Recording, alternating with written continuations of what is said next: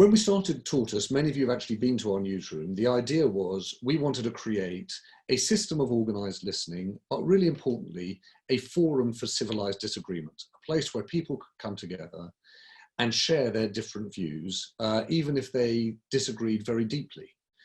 And one of the things we discovered on Zoom, and it's the platform we've tended to use the most, is that it actually expands the room. It means that it's possible for people in all parts of the world to join us, and really with from very different walks of life. So there are great advantages in it, and it makes us feel as though our newsroom can be bigger, more open, more accessible. But as we become more reliant on it, and suddenly so much more reliant on it, we've also started asking some questions about security, about resilience, about the commercial model of Zoom. And in the course of the next hour, we want to hear what you think about it, how it's affected both your working and your social lives, but also what your concerns are. We ran a piece today in Tortoise by Stokel-Walker, which looks at some of the very real security risks that have been detailed around Zoom, and we're going to talk about those. If you've not been to a ThinkIn before, there's a really simple idea behind it. It's an open news meeting. We want everyone to chip in. And so we have one working rule, which is no questions. Even though we've got James Ball, I'm going to come to him in a moment, who's a really great journalist on technology and a great author on the subject. And in fact, we've got a number of people who are really deep specialists in tech, in video and social platforms. We really want to hear from you, really want to hear what you think. And there are two very simple ways you can do it.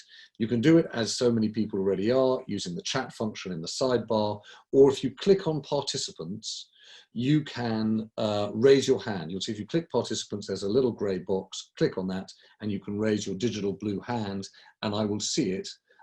Katie Vanek-Smith, my co-founder, is raising her hand. Nick Stone, the genius colleague on design, is doing the same. Katie's mum, Sue Vanek, is there. The great people are all raising their hands. So thank you for showing us how it's done. James, before I come to you and before we tuck into the conversation before us tonight about Zoom, the way we live now, and how much we are effectively putting into the digital marketplace without really understanding the consequences, I wanted to call, if I could, my colleague Abiola. Abiola, are you there? Because we've spent the day, when I say we, you have spent the day actually asking our members what they make of Zoom. And do you want to tell us a little bit about what you found out? Yeah, so we did a bit of surveying across Instagram and on our Twitter profile. So across those two profiles, we probably have collectively like around 50, 60,000 kind of followers. And I've just got some of the notes with me on my phone. But so first of all, we asked people in general, what do they think of Zoom in general? Because for most of us, it's kind of crashed into our work and our personal lives like over the last few weeks. And we saw, I'm just like looking at the numbers now, we saw about half of the people who answered, so we had about 2,000 responses to that quiz, and about half of those people said, you know, they're loving it at the moment. And so a third of those people sort of said, I'm still getting used to it, I'm not quite sold, and a few people still didn't know what it was. So once we asked that question, with the people who did know what it was and who were still getting used to it, we asked them, okay, so how are you using that? And we got some really interesting like case studies or use cases. So we had some of the things that we've all been doing, which are, it's making work calls easier. We're able to see and socialize with our colleagues. I know I've been on many work drink Zoom sessions, which is trying to replicate kind of the social aspect that a lot of us are missing. Other interesting things we saw were people celebrating their birthdays on Zoom, which is also what I did personally 2 weeks ago. And we also found that actually people were also having Alcoholics Anonymous meetings, and it was actually helping them through this time when they're actually not able to have those meetings in person. We saw yoga classes taking place and lots of online fitness entrepreneurs pivoting their businesses to online platforms so that they could keep their revenue coming in. We've also seen some sew-alongs happening. So what, Abiola? Sew-along, so knitting. Sew-along. Sew-along, yeah. And so where there have been people who are hobbyists or semi-professional sort of sewers, they found their community over the last few years that they've been kind of cultivating. They've actually for the first time ever able to meet people in person or over the screen that maybe they would have never have seen or had the opportunity to meet before, who may be in other locations. So there were lots of sew-alongs happening. And then also people who are at home alone and actually want that human connection. People have said that this Zoom has actually become a very, very great personal tool for connection. So really wide variety of experiences coming through, and would love to hear other cases that people on the line might have. So I want to ask James Ball to help us as we try and think through this. Whether, Abiola, we are right to be as initially enthusiastic as we are. Because I think the most striking thing about the numbers you found is the extent to which people have taken up a new technology with such enthusiasm. You know, overwhelmingly, to see people shift to a new platform. I saw my colleague Polly Curtis pointing out that her 98-year-old mother's poetry club is now on Zoom. You know, Abiola, the numbers speak for themselves. People are doing it and they're overwhelmingly positive about it. James Ball, you've written a fair bit about technology, and I hope you're going to know more than we do about actually the extent to which we are putting our lives, the details of our most intimate family relationships, our working lives in the hands of Zoom. Is that a safe or a wise thing to do? So, I mean, you know, the coward's answer is always time will tell. Right. I think we have to sort of flag the positive before we sort of get to the negative. Zoom has sort of done what everything does in its 15 minutes of fame. We sort of all see the upside, and then comes the scrutiny. Yes. And the scrutiny is deserved. Zoom is currently worth $12 billion more than it was at the start of the year, although $10 billion less than its peak. If we are all going to be stuck inside, if the responsible thing for us to do for weeks and months into the future is going to be at home, is it not so much better to be doing it in the internet era, when broadband can manage to keep us in visual contact with each other, when we can have entertainment, when we can have all of that? It was my mom's 70th birthday on Sunday, and she is in the strict isolation group. And so it meant a lot to her, for all of her grandchildren to be on a Zoom chat. And so it is keeping some kind of connection for people who would otherwise be incredibly isolated. So we have to look to the positive. Yes. But then we have to look at, there is more than one video technology, and most of us are not paying for Zoom. And the general rule, if you are on the internet, is if you are not paying for a service, you are not the customer, you are the product. Right. And so we've seen quite a lot of concerns fly around about Zoom. Some of these are sort of quite standard, sensible concerns of sort of security types on computer. Most of the apps that you use every day are pretty secure because billions of people use them normally. You know, Mac OS X, Windows, WhatsApp, etc., have huge security teams. If Zoom has rapidly expanded and being used by a lot more people, it won't be to the same quality. It will have more backdoors. It will be a way in for hackers potentially. So that's quite a routine sort of concern that you'd expect of anything that's grown. The bigger sort of questions come around privacy with Zoom. And what's interesting here is Zoom's corporate software. It's designed for business conferences. There is a free version that most of us can use that's perfectly sort of fine. And mostly they want large companies to buy it.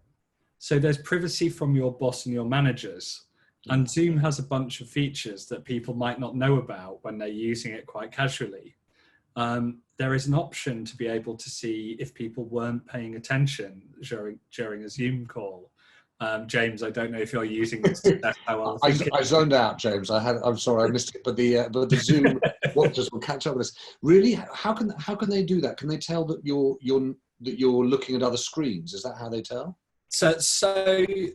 I mean, certainly technologically, they would be perfectly capable of trying to follow people's gaze and see what they're looking at.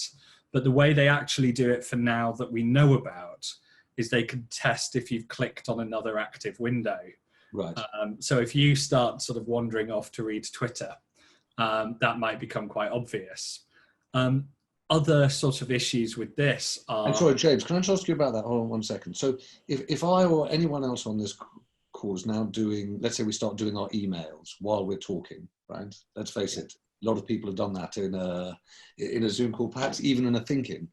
But the question is, to my mind, is who owns that data? Is the understanding that Zoom owns the data on the attentiveness of the attendees, or is it that the company that is licensing that software from Zoom could have that about all of their employees? So Zoom will own and store it, but they will also share it with whoever hosted the call, and not just in real time. They can show indicators in real time to see if people are paying attention, which, I mean, you know, people are teaching classes on Zoom. It does have completely valid uses. Right. That you could get a report at the end showing who was and wasn't paying attention, which could become quite tricky in some situations. You also have some privacy concerns that have been overblown. People may have spotted in chats that you can send private messages. Yes. Now, a lot of these chats make transcripts at the end available to everyone who was on the call. One thing that a lot of people don't realize is any private messages you exchange with the host of a call are available to everyone on the call, which I believe some people have fallen foul of quite badly. Just so I didn't understand that too. So if I send a message now to Liz Mosley, the great Liz Mosley who's running our chat, and saying, James Ball's really going on a bit here, when the transcript comes through, you get to see that too? Yes, if I decide to go through the transcript. Or you might send a message to Liz saying, I'm doing the same, but I would find that at the end too. Okay.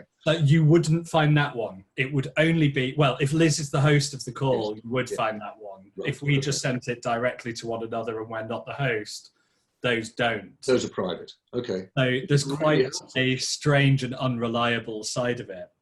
James, can I do something? I want to come back to you on some more of these because there's so many in the weeds details. But I also want to just pick up on the point you made right at the start, which is actually there's a lot to be positive about, and there are a lot of comments from members and I think sort of people joining us for the first time about how they're using Zoom.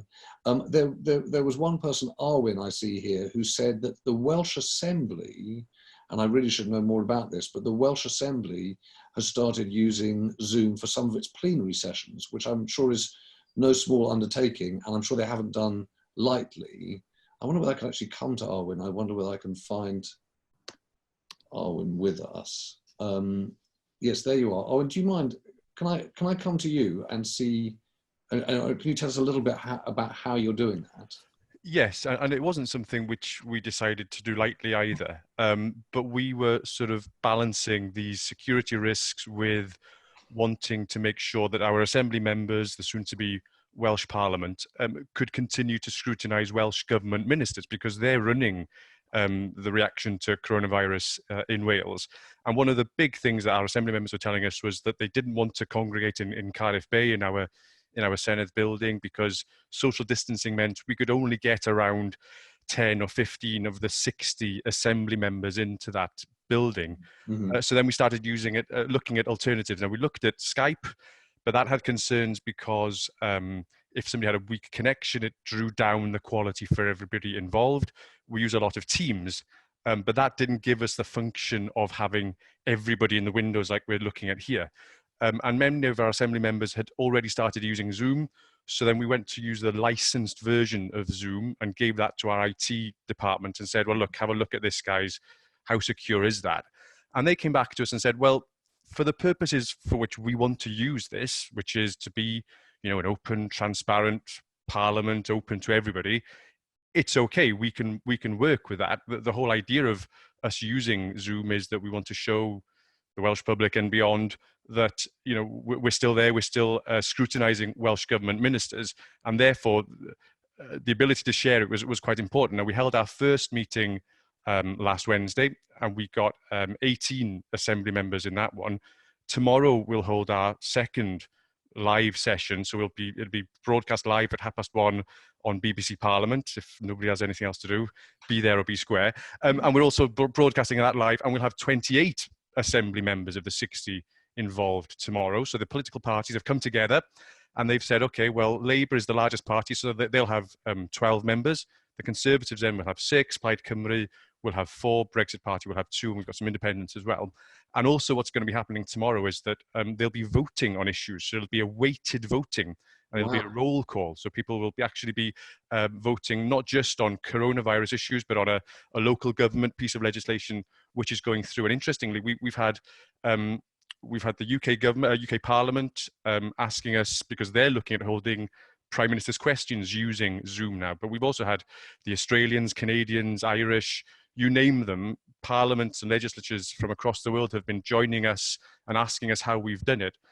So it's an interesting use of actually showing how Zoom, with all its imperfections, can still be used for something to show that, that the democratic process goes on. And I would kind of just ask you, just what were the considerations that you had about security? And I don't just mean the extent to which people's data was being shared, but there's also a kind of national security, which is, at least if you're holding a meeting in Cardiff, the Welsh Parliament or the Welsh Assembly knows that it's in full control of those circumstances. Once it's being held by a platform that's operated and organised in another country, there's a whole set of resilience questions there. How do you approach that? Yeah, but one of the things we asked the IT team was, how can we make sure that the meeting we'll be holding virtually will be as secure as our building? So we've got security guard, we've got armed police walking around our building in Cardiff Bay. How can we recreate that kind of environment?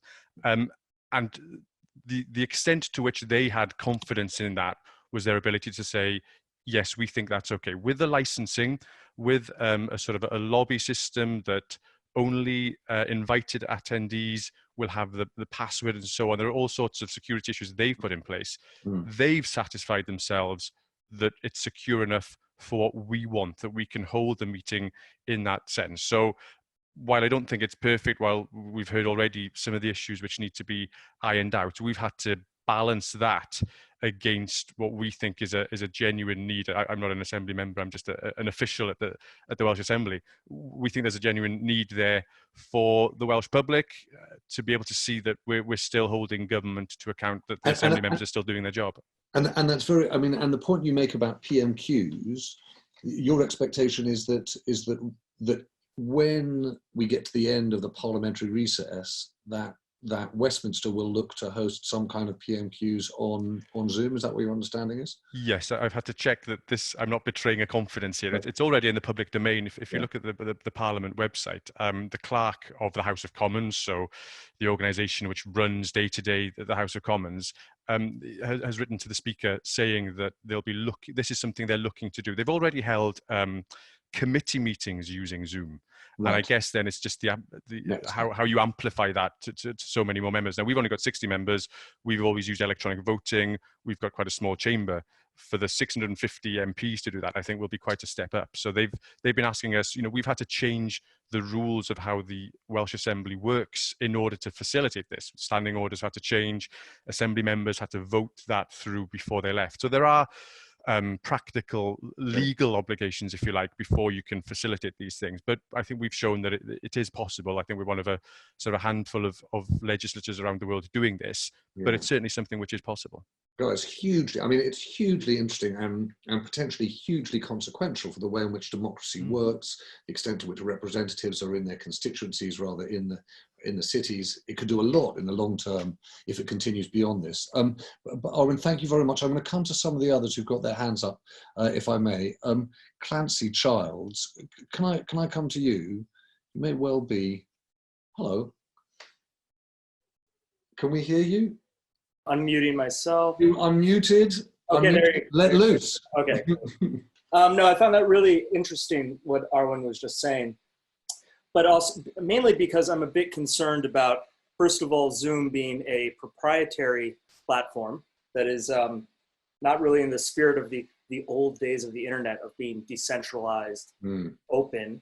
it's one thing to have, somebody's yoga classes streamed via Zoom, but when a government starts basically testing and maybe at some point mandating the use of Zoom, for instance, or a proprietary platform for participation in some of these public processes, you start going down a bit of a path where you're saying, well, what power have we given to a company who, first of all, has a bunch of privacy problems, a bunch of security problems, and also what has actually happened along the way where we don't have open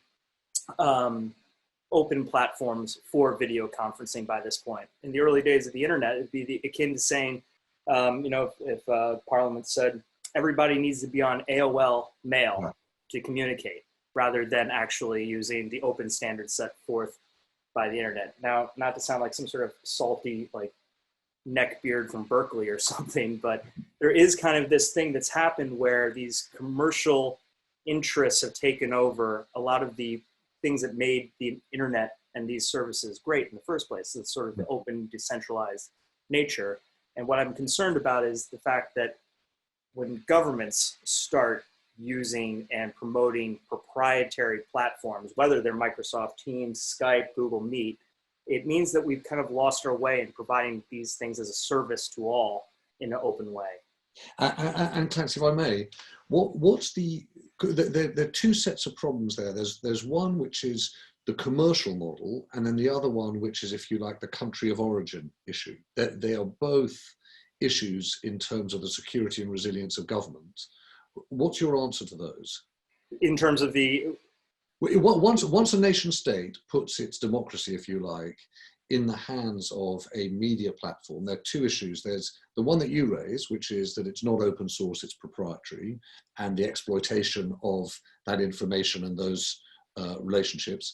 And there's a second one, which is, as we're seeing being recast through the pandemic, is the issues of national resilience. How much do you need to be able to have these capabilities that are at your disposal and you can control them? Or are we going to be comfortable in a world where crucial infrastructure, not least our democratic systems, are actually operated on platforms that are owned and operated in countries other than our own? Entirely. And I do believe, again, going back to sort of the origins of the internet itself, was how to build a network that can span nations, but that it can also be resilient and distributed enough that it can actually take place. Like if Zoom ceased to exist, or the West Coast of America ceased to exist, would that mean that, for instance, the Welsh would be able to run their proceedings using that platform? Whereas some of the systems that were originally built for the internet, e.g. mail, the web, DNS, all these kind of basic things that we almost now just sort of take for granted, were designed to be in a way open, distributed, and basically resilient against any sort of particular country or corporation having control over them. And it's sort of, I guess, again, this is James, that time will tell, but it doesn't mean that actually that these is the inertia to have things sort of in these walled gardens, commercially proprietary walled gardens, going to win out over the more distributed, open, resilient platforms that the internet's basically been built on. Clancy, that's really interesting and very helpful. I'm gonna come, if I may, to Danny O'Brien. Danny, are you there? I am here. Hello. I'm here in sunny San Francisco. Thank you. What do you make? I don't know whether you managed to catch the point that Clancy was making about it. What do you make about our increasing relationship/reliance on Zoom? Well, I mean, I completely agree with Clancy about this contrast between these sort of generic protocols that don't have a trademark symbol after them, and our increasing reliance in very centralized systems. But I mean, I would put a coda on that, which is that it's actually a very small distance between those two things. The reason why Zoom took over the conversation was simply because it was available and it was able to scale up at the level that it did, in many ways by cutting the kind of privacy and security corners that others have described. But ultimately, it's based underneath it on some of those standard protocols. and the elements that Zoom brought together in the same way as, you know, Facebook was able, or Gmail, perhaps a better example, Google was able to sort of replace a lot of what email did, was by fitting into those existing systems. What Zoom has offered is something where you can go to 0 to 60 very quickly, and they provide all of the equipment. It's not that hard to get from there to what we could envisage as a self-hosted system, right? And a self-hosted system, which is something where, you know, the computers that are all in Zoom's hands are sitting in under your control, Right. solves some of those problems about national resilience and the security of your systems. And the irony is a lot of the concerns that technologists have about the actual protocol Zoom uses is fixed in the standard protocols. So the big question is, do we see actual public investment in those open systems? Can we get to the point where we can create a system where we're not having to kind of loan or rent out a private concern's equipment and security? And Danny, sorry, can I interrupt you for a second? The logic of that would suggest that in time, and probably not a short period of time, actually this video conferencing service is not going to be proprietary. It's going to be standardized, and it's going to be built into a whole host of different platforms. And so if anything, the logic of that would suggest that the colossal increase in the value of Zoom is overdone. This is going to be its moment in the sun, but it won't last. Well, I would love the determinism, the arc of technology to bend in that kind of direction. But I think one of the unfortunate things we've seen with the internet is that once you do have a sort of dominant market position and a name for yourself, the very fact that we're talking here primarily around Zoom rather than all of these other issues that you've correctly brought up about the very nature of how video conferencing in being embedded in politics shows just how easy it is for a company to assume this position and then kind of shore up its position, either through network effects or simply lock-in. And is there, just out of, do you know, Danny, is there anyone who is trying to do, if you like, an open source video conferencing platform? Oh, sure. So, I mean, again, I feel okay telling you names, even though I wouldn't recommend them all, because as EFF, we don't like to recommend particular products. But there's something called Jitsi, which is based on the open protocols that Tim Berners-Lee's group, the W3C, and the Internet Society's standards on these things is built upon.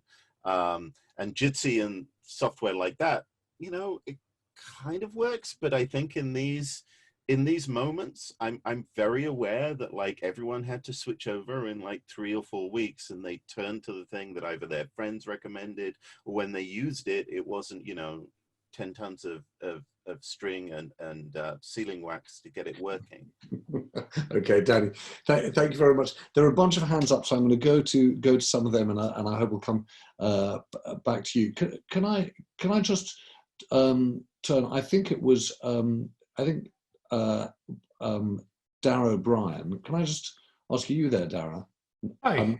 A relation? Maybe not a relation. Hello. Not a relation, but Danny and I have exchanged emails in the past, and we've encountered each other on Twitter once or twice. Okay. Well, Dara, you were kind enough to come to our newsroom and actually frighten the life out of us, if I remember correctly, talking about security and the extent to which AI was threatening security. Tell us what you think about this platform.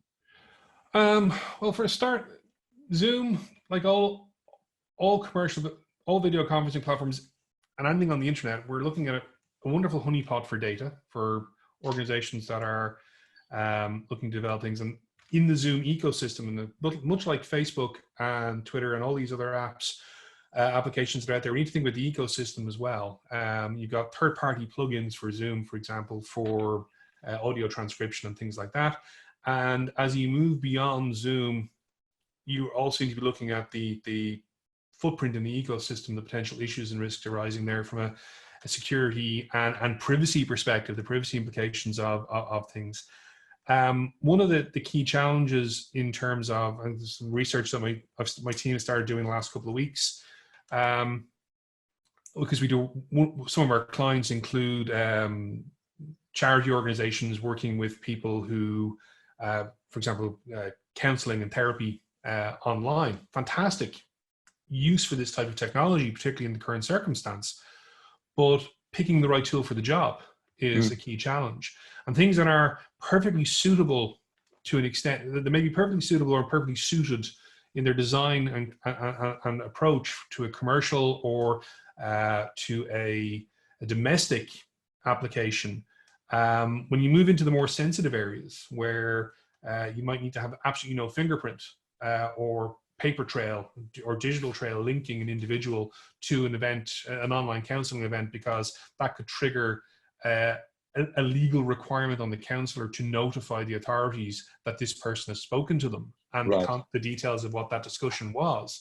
That leads us into an environment where understanding what the tools do, what the data exhaust and footprint behind them is, what the implications of that might be outside of the general use cases that we're dealing with in a lot of contexts. That becomes a challenge, and the calls for to use some of the open source tools like Jitsi is one. I know a couple of charities have rolled their own video conferencing solutions over the past couple of years in terms of meeting this type of need. But the challenge there is it brings with it a cost and maintenance overhead and technical skills overhead that quite often the charity sector doesn't have. No. I mean, small businesses jumped on Zoom because it was quick and convenient and easy. Charities have wandered in, and one-man band counseling groups or small groups of counselors working with vulnerable groups have moved into using these types of tools as well, not out of a desire to use them, but out of an absence of usable, workable, affordable alternatives. Yeah, I mean, I was struck, Dara, by just looking into this. You know, I mean, Eric Yuan, the founder of Zoom, spent a good chunk of time at Cisco, a business that knows a thing or two about software, and then spent 2 years building it before it went public and raised $30 million, I think, in the first instance to fund it. So, well, not in the first instance, but in the growth of it. It's not something that you can easily just, if you like, you know, assume that a charitable organization or even a small business could do themselves. No, and that's the difficulty for organizations like that. And again, anyone who's being advised to use the technology, it's important that you take the time to do the due diligence yourself. And the issues around Zoom, some of the things that users can control themselves about what's recorded, what's not, what the attention tracking elements of Zoom, but also the recording and storage of sessions. Those things can be turned off by an end user, and Zoom has made some very good steps in the last couple of days to change their default settings to improve their posture. Okay. But other aspects, sorry, go on. Yes. In terms of the third-party tracking, the leaving Facebook, the Facebook SDK embedded in your app, for example, is always going to raise an eyebrow as to what were you doing to justify your $30 million of investment. And having worked with startups and having been involved in the startup circuit and the venture capital circuit, there's always that, how do you get revenue streams early, no matter how good your product is? What are the alternative revenue streams you can be getting early on to fund the development and give you some sort of return on the investment from your investors? And that's where we have a potential for well-meaning compromises, perhaps, but also the path to hell is paved with good intentions. And also we need to bear in mind that all of these products that are mainstream commercial products have tended to come either from, we're serving a domestic calling use, so Skype is primarily from a domestic peer-to-peer communications context, or they're looking at a commercial use case, a business practice use case. There are those edge cases there around vulnerable communities and counseling therapy type sessions where the off-the-shelf product mightn't be suitable, and maybe there's an opportunity in that market for someone to actually come up with something that would work.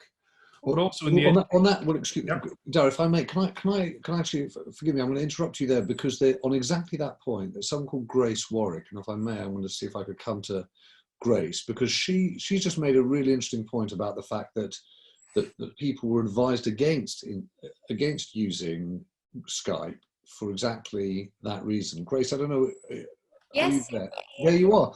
I was really interested just by your point that said actually a lot of people in the world of, I don't know whether you're a therapist or you know therapists. Yes, I'm a therapist, yeah. Therapists. So you were steered away from using Skype and put on Zoom. This is long term, like going back over the last couple of years. We were always guided away from Skype. I'm not technical at all, but something to do with its back end not being secure and all sorts of things. So I just picked up these phrases about why you mustn't use Skype for online sessions. And that Zoom was always the thing that people would say, no, use Zoom. And I was just saying to Liz in the chat, there's kind of rules come out of America that kind of, make their way over here. And Zoom was a good thing. And then in the last couple of weeks, new things, the rules were relaxed.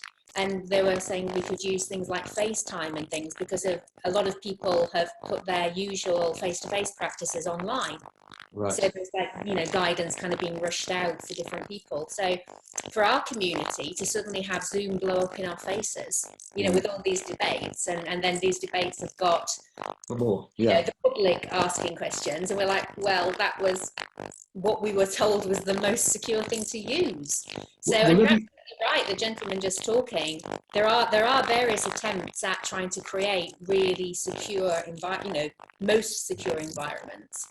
But actually, I think that people having counselling feel more secure, which I know is different, when they're using something that they're used to. So actually, a lot of people want to talk to you on WhatsApp and FaceTime now. Grace, thank you. I'm on exactly that subject. I think that there's Chris Stokel-Walker wrote, I don't know whether he's here, I think he is actually, wrote an absolutely sort of wonderful, rather frightening piece for us today. Are you there, Chris? Hello. Hi. Chris, can you just talk us through there's this wonderful chunk, when you're reading a piece and you're suddenly going through it, and when I was reading yours, there's a sort of suddenly a list of potential breaches of privacy that you set out in the piece that you've written about Zoom, and you do so, I should say, in a way that appreciates quite how powerful and transformative it's been. But can you talk us a little bit about what are the privacy issues that we should worry about, particularly on Zoom? Well, a lot of them are ones that have been raised by Darragh already, which are this kind of issue that a lot of what is said on a Zoom call, or even the contents of the documents that you share, are often kind of listed, and they're often taken in by Zoom, and they are potentially used, we don't actually know for certain, but they are potentially able to be used for advertisers to kind of mine that data. And Darragh I spoke to for a different publication, for a different story, who kind of talked me very eloquently through this. But yeah, you're kind of right, James. As the story says, there's a bunch of different issues with it. So we've had accidentally some data has been transferred to China, which Zoom has talked about and apologized for. We have the issue of them, even just the kind of hosts of things being able to track whether or not you're paying attention is something quite creepy. But I'm interested in what Grace was saying about kind of being warned against using Skype, which is, we have to bear in mind that we're getting a lot of this stuff for free. And I think probably James may have said this earlier in the call, I'm afraid I wasn't here. Part of the trade-off for using these platforms for free is that we do give up some stuff. And I've done a lot of stories around the tech industry where we've had sort of successive security concerns. And part of the issue with Zoom is, obviously, this is a business app that has suddenly become used just for everybody now, and we're seeing these problems. But we're trading basically having convenience and things that are for free for actually our own data. And I think that's something that people don't realize until we get to this point. So if you have an Android phone, you're giving up your data. That's true. If you have a Facebook portal, you're kind of having access to your data being used there, or an Amazon Echo. So all of these things happen. But that's true. And I suppose, Chris, what we're dealing with here is a different version of our sort of wonder at something like Alexa, and then our slow and accelerating understanding of quite how much data is gathered and the consequences of it. With Zoom, I think, and your piece, I think, does this very well, you suddenly realize, oh, I see that the data that I've got can be sold to Facebook, or there is the risk of email leakage, or James Ball mentioned at the top, what happens to our chat. I think the one thing that's really, really difficult for people to understand is actually how much of the contents of the conversation will be tracked over time. And so whether or not effectively it's the equivalent of talking in the street. Well, and I was very careful. I saw James in here and I wanted to just ask him how things had gone so far in the call, but I didn't do it on the Zoom private messaging chat, because one of the things that I know happens in Zoom private messaging, even if it's not available to everybody, is that it will appear in the host's concluding remarks. So yeah, we have this kind of issue where I think we don't know. Yeah, James, highlighting James there, making him look a little bit suspicious. That's brilliant, brilliant editing there. But I think that this is one of the issues that we don't think about, is we are generally not very tech literate, and we really do need to ramp that up a lot, which is, you know, why I'm really glad, James, that I was able to do the story. And I think it's fantastic that you're doing a lot of these, particularly this sort of thinking, because we need to get word out there about how people actually use technology and get a little bit more sense about it. Okay, Chris, thank you so much. James Ball, I am going to come back to you. Said I was going to come back to you about 20 minutes ago, and then it's just been one thing after another. But there are a number of people I just want to hear from, if I may. Praha, are you there? Yeah, I'm here. Can you hear me? Firstly, I just wanted to say hello. You were one of the great people who came very early on to our newsroom, and I haven't seen you since the lockdown, so it's actually rather nice just to say hello. But Hello. What do you make of this issue? I just wanted to, I not really, sort of related to what's been said, but just wanted to raise the point. I think this whole crisis has shown the difficulty for tech companies, new tech companies, to win the public's trust. And I think I'd parallel it to, I don't know if people here have used an app called House Party, Yes. which, you know, me and my friends used, and it was quite good in terms of using it for social purposes. Very different to Zoom, which is kind of more used for corporate and business purposes. And House Party was very good. And then there was a kind of a rumor that went around on all social media saying it has access to, like, if you sign up to House Party, it can get access to your Facebook, your bank details, your passwords, this kind of thing. So that rumor went around, was very viral, and myself as well as a lot of my friends deleted our account and unallowed and removed it as a download. And House Party then put out a message saying there's no evidence of this. We'll pay $1 million to the person who can prove that this was a smear campaign. Yeah. So it was essentially a smear campaign, supposedly. And I think it's that whole incident has just shown how difficult it is for these new kind of social companies, tech companies, Zoom, House Party, other companies included, how hard it is to win the public's trust, and how one kind of rumor or accusation can instantly go viral and essentially take a company down. Because since then, I haven't used House Party. I'm sure other people still use it. But if those kind of things keep popping up, I'm sure it will go back to how it was as an app, and no one will use it again. And the same thing could happen with Zoom. We are defining the word chat, because Adam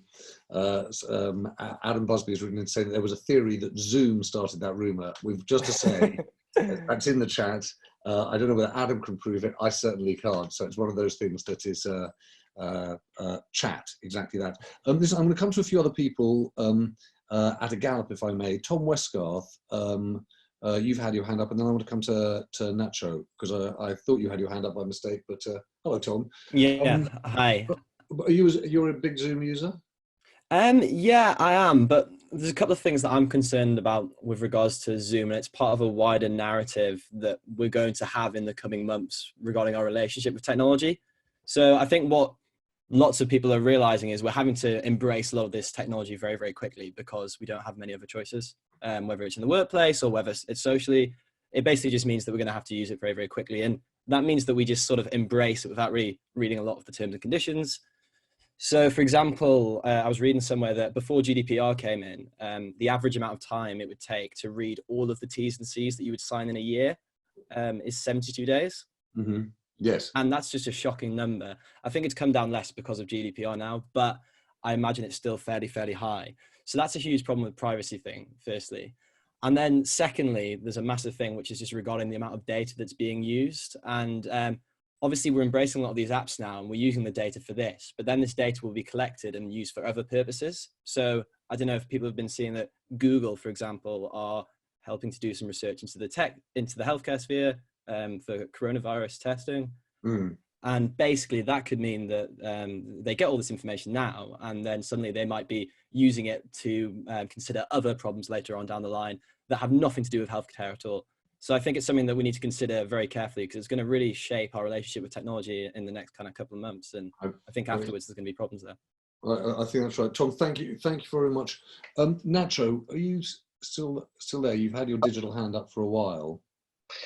Yeah, no, I wanted to make some remarks. I think the network effect of Zoom, I think is smaller than in other, let's say, technology companies like Facebook and Twitter, because the thing is that in order to use a video conferencing tool, you don't need a previous base of users. It's not like in Twitter or Facebook, etc. In comparison with, I don't know, MySpace or Second Life or etc. And you can just use send a link and everybody connects. Mm-hmm. I think the most remarkable feature that we have had in these few weeks is in the nature of work and the normalization of remote working. And I think probably the biggest the one that Zoom is a biggest threat for is not really our privacy, it's probably the real estate. The real estate? Yeah. Oh, the office business, the offices. Yeah, the thing that once your company works remotely with everybody remotely for 3 months, yes, it can work like that forever. You can work maybe with 20% of the seats and a few meeting rooms. And that's it. Nacho, listen, I think that's a very big idea. I'm going to come, if I may, to a few other people, but funnily enough, we're already hearing people having that discussion, and we in fact had that discussion today about what's the nature of a newsroom in the future. If I can, Daniel Doll-Steinberg, are you there? Because I know you've also had your hand up for a bit. Yes, I'm here. Hey Daniel, how are you? Hey, very well, and you? Good. Yeah, I just wanted to get back to the sort of original topic, which was just how powerful is Zoom now. And we've heard a lot about privacy and security, but I don't think those are necessarily a power play.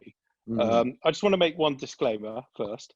I am a very good friend of the first investor in Zoom, and to answer the question at the beginning, he is a massive fan of decentralization. So I would think, and he also advises the company. The other thing is, I was heavily involved in the European Union during the IP debate there, and also when Microsoft was had all its antitrust issues, and I saw how weak a technology company, even as massive as Microsoft, can be when the regulators look at it. But also, tech is often a winner takes all. You know, most big tech companies become dominant with Microsoft, Google, Facebook, and with Zoom, it's a little early to say whether they're going to be a dominant player, but they do have a number of issues, I think, that those other companies don't have. The first is that this is a crisis which is forcing us to use Zoom. And I have this suspicion that when we're allowed out, we will want to meet people much more. And I think face-to-face will become more important. And I think people will use these technologies less. There are also lots of competitors. We've already heard about Microsoft Teams. There's also Google Hangouts, and obviously House Party, which is owned by Epic, which is one of the most secretive and most successful companies in the world. They own Fortnite. They have 200 million daily active users. And so the competition to, Epic, they're Fortnite.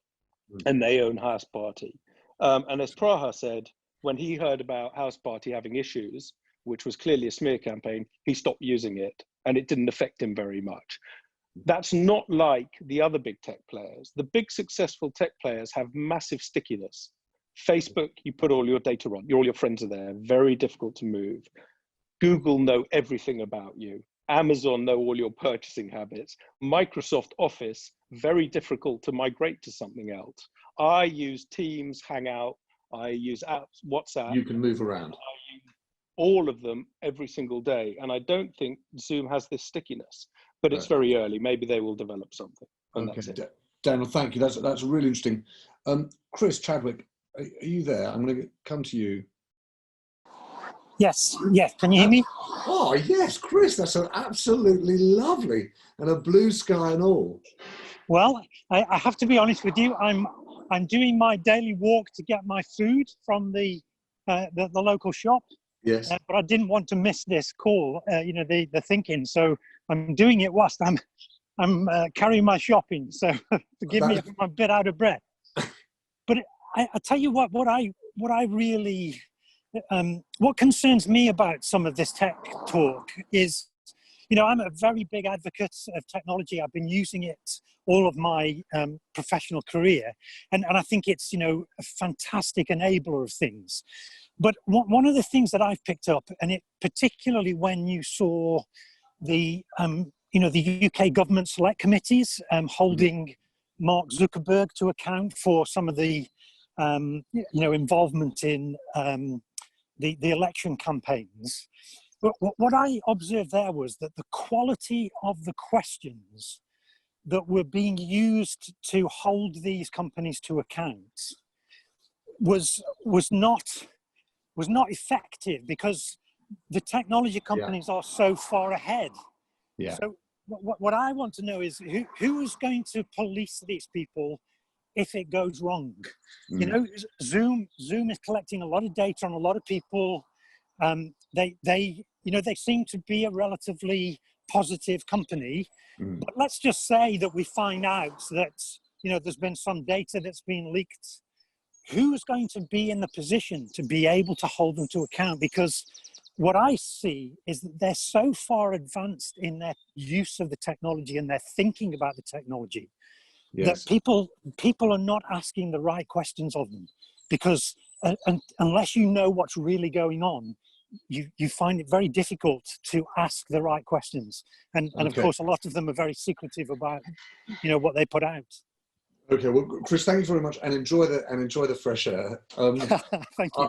I wanted to come back though right at the end to James, if I could. James, you kicked us off, but I wondered whether or not you could try and help us then make sense of this, because in the end, we're trying now to navigate, I think, issues that range from our individual security to, if you like, systemic and national security. Maybe we've got far too ahead of ourselves here, but how do you make sense of this? I mean, you end up jumping into quite systemic issues, but there's no reason you couldn't make video an open protocol. It's not like if you have an Apple phone, you can't ring an Android phone.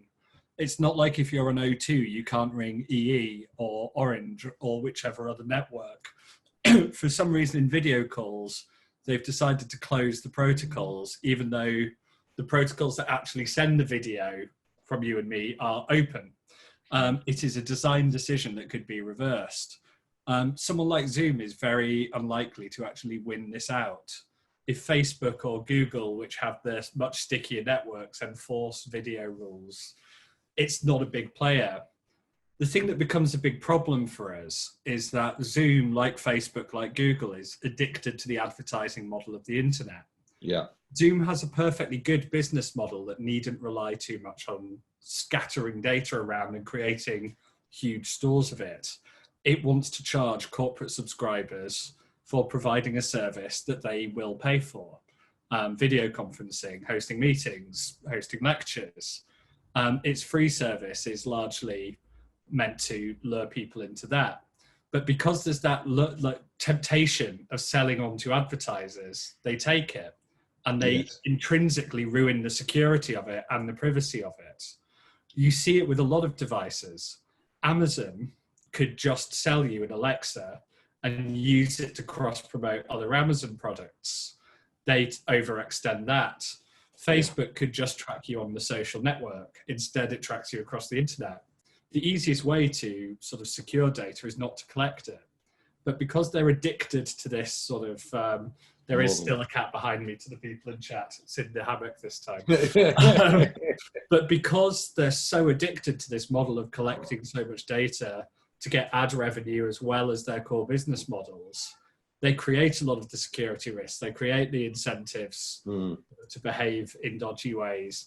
And actually, until they sort of wean themselves off this idea, we're going to keep seeing these problems because it is that sort of drive to all of this that drives the insane revolution, sort of the insane valuations, but then also drives the bad news cycle after them. It's toxic. It's toxic for the companies, for trust, and for us as users. But we're completely hooked on it. And completely hooked is a good place to end this, James, because of course I'm deeply aware of the irony of us sitting all here, sort of giving Zoom a kicking, thanks to the privilege of a platform that enables us to sit here and give Zoom a kicking. So there is there's a wonderfully circular nature to this. If you've not been to a ThinkIn before, the job of the editor at the end is to try and pull together some kind of sense of this. And as you can see, not just in the use of Zoom, but in thinking about it, we're all learning as we go. I suppose I would just stand back and say, I think there's a very important point that, if you like, Danny O'Brien and Daniel Doyle-Steinberg raised, which is just for us to stand back. There is a question here about whether or not, A, as Danny O'Brien suggested, its initial dominance could lead to greater and stronger things, or as Daniel Doyle-Steinberg suggested, actually it's not clear it has the stickiness of some of the other social media platforms, and we may actually go back to much more physical interaction, meeting in rooms, than we suspect right now. But that said, if you think there is going to be a step change, it seems that there are 4 really big subjects to think about that will be brought up in the course of this conversation. The first one is, if you like, the ones that James Ball kicked off with and Chris Stokel-Walker touched upon, and to be fair, Danny did too, which is what I would think of as the small print, the fact that we just don't see and don't understand what of our data can be used, what's the way in which emails may or may not be used, how chat functions work, and the impact that has on people like you, Grace, working in therapy, or Nico, I saw mentioned earlier on in classrooms. I think there's a second issue then, which is a different kind of security, and it's the stuff that Arwyn really touched upon, which is resilience. What happens when your national democratic system is put in the place of a social media platform? And I thought that Clancy Childs got us really to think about that in a way that I hadn't expected, which was to say, it's one thing to think about having a social media platform run from another country. The fact that it's proprietary means that you are inevitably handing over a certain amount of control and data to another business. Then the third thing I think that's really interesting, and different people in different ways, I suppose Tom Westgarth touched upon this, James, you touched upon it at the beginning, Arwyn, you did, about the fact that even the order papers are going to be set slightly differently to account for Zoom, is that there is something really big and behavioural that will happen as a result of this, and we need to start tracking it. Actually, James's answer right at the top, only time will tell. It's always a journalistic cop-out of ours, but in this case, there are behavioural changes that are underway that we can't predict, but are going to be profound. And then the fourth and final thing is the point that I think James ended on, very powerfully there at the end, which is this is about commercial models. And the truth about Zoom is its commercial model is still linked to the sale of customer information and data in ways that are all around, advertising and data. That remains the core Silicon Valley model. If that changes, the way in which it operates changes. I take one final footnote, which I saw in the chat, that Clancy Childs suggested we did try an open source video conferencing platform, something like Jitsi. All I can tell you is that we'll take a good look at it and first see if it works. But on that note, I wanted to say thank you to all of you for sparing the time this evening to join us. At the end of a Think-In, we normally dawdle around in our newsroom. Feel free to dawdle around here in this Zoom room. But please join me. You can't applaud James and Danny and Darren, all the other sort of clever people who've helped us understand this better. But you can wave at each other enthusiastically. So will you wave each other a happy farewell? Do stick around if you want to chat. But thank you very much and have a very good evening.